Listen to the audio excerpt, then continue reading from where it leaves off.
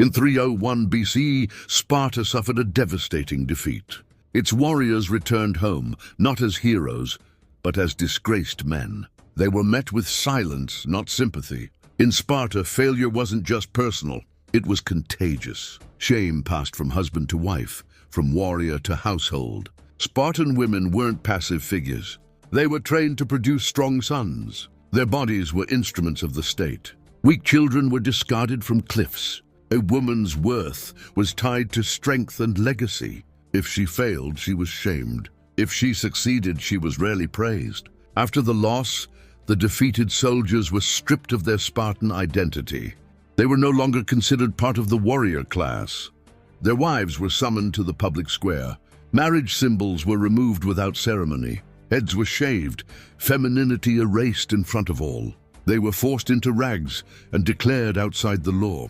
Any man could insult or harm them without consequence. They became invisible, yet painfully present, not killed, but socially erased. One woman stood apart, not just in spirit, but in form. Her name was Telesilla.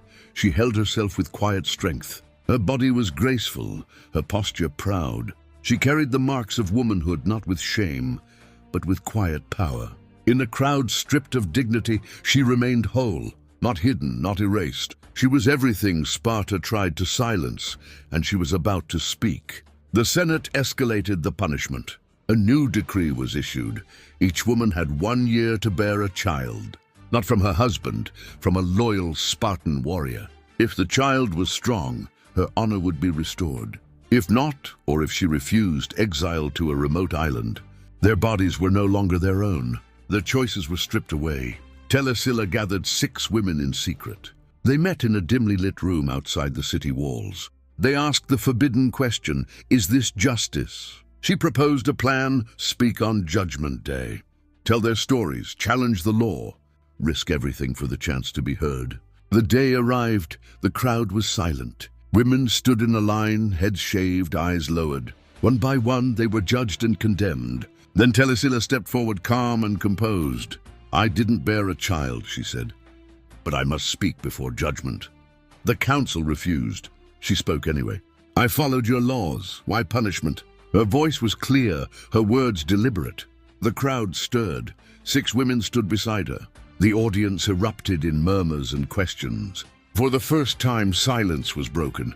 Lycurgus, a young warrior, stepped forward.